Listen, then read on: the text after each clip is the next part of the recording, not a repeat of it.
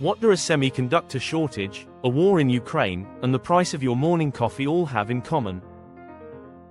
They're all connected by the complex, and increasingly fragile, web of global supply chains. For decades, companies have built lean, efficient, and interconnected supply networks. But now, geopolitical tensions are pulling at the threads, forcing a great supply chain reset. In this video, we're diving deep into how global events are completely changing the way the world does business. Stay tuned to learn what these shifts mean for you, your wallet, and the future of commerce. We're living in a time of unprecedented global change. From the trade wars between the US and China to conflicts in Eastern Europe and the Middle East, geopolitical risks are no longer abstract concepts. They are a direct threat to business continuity.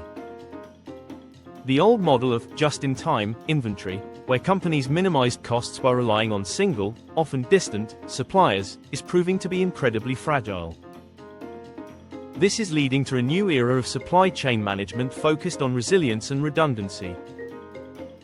Throughout this video, we'll break down the key geopolitical forces at play, explore the strategies companies are using to adapt, and discuss the long-term implications for the global economy. Let's start with the big picture. What are the main drivers of this shift?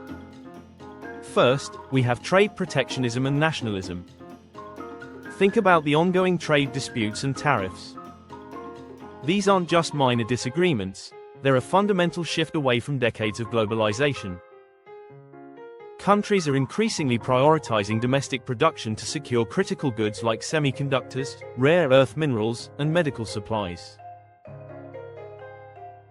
This is often driven by a desire for self-sufficiency and to reduce dependency on geopolitical rivals. Second, there's geopolitical conflict and instability. From the war in Ukraine, which disrupted grain and energy exports, to tensions in the South China Sea, which threaten crucial shipping lanes, these conflicts can have a cascading effect across the globe. A single, localized event can halt production, spike commodity prices, and create massive shipping delays. Remember the Suez Canal blockage? That was just a single ship. Imagine a widespread conflict. And finally, technological competition. The race for technological dominance, particularly in areas like AI, 5G, and quantum computing, is creating a new kind of tech Cold War. Countries are weaponizing their technological leadership, imposing export controls and sanctions to restrict a rival's access to key technologies. This creates a deeply fragmented tech supply chain, forcing companies to develop separate product lines for different markets. So, how are businesses responding? They aren't just sitting back, they're actively overhauling their supply chains, and we're seeing three major strategies emerge. The first is reshoring and nearshoring. This means bringing production either back to the home country, reshoring, or to a nearby, politically stable country, nearshoring. Mexico, for example, is becoming a top destination for companies looking to shift production out of Asia. While this increases labor and production costs, it drastically reduces political risk and transportation delays. Second, companies are embracing diversification. Instead of relying on a single supplier for a critical component, they are now building relationships with multiple suppliers in different regions.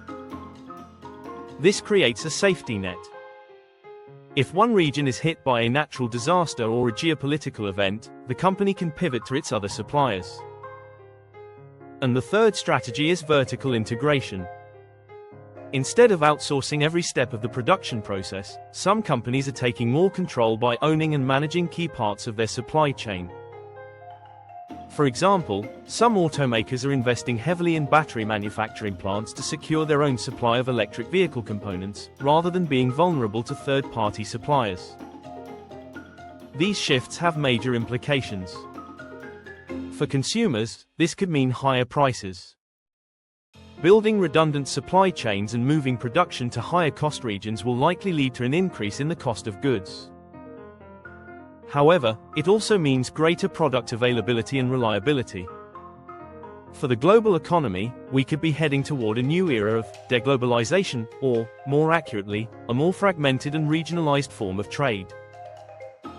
Instead of one large, interconnected global market, we may see the emergence of distinct, regional trade blocs, each with its own supply chains.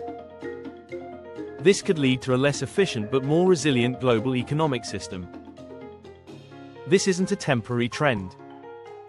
Experts from institutions like McKinsey and EY are calling this a fundamental, structural change. Businesses that fail to adapt will be left behind. The future isn't about the cheapest supply chain, it's about the most durable one.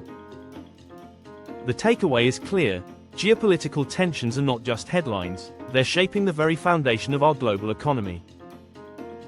Understanding this shift is crucial for business leaders, investors, and even consumers. The next time you're shopping, remember the complex and turbulent journey that product took to get to you. If you found this video insightful, please give it a thumbs up and subscribe to your channel name for more deep dives into the forces shaping our world. What's your biggest concern about the future of global supply chains? Let me know in the comments below. Thanks for watching, and I'll see you in the next one.